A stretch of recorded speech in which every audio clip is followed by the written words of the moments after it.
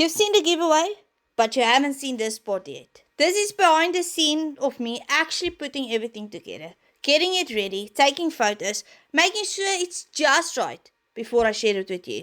If you haven't seen it yet, go have a look on my pinned post on my page because I really want this one to feel special. I actually 3D printed these myself, and while I was putting everything together, I kept thinking about why I even want to do this in the first place. Because as a mom, we're everything to everyone. We show up every day, even when we're tired, even when no one sees it. We give so much of ourselves, and most of the time, we don't even expect anything back. So, this isn't just a giveaway.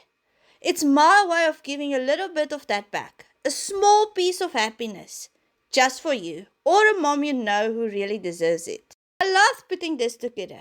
Every little detail, every piece, it means something. If you want to be part of it, make sure you enter on the pinned post on my page. This is where everything is happening.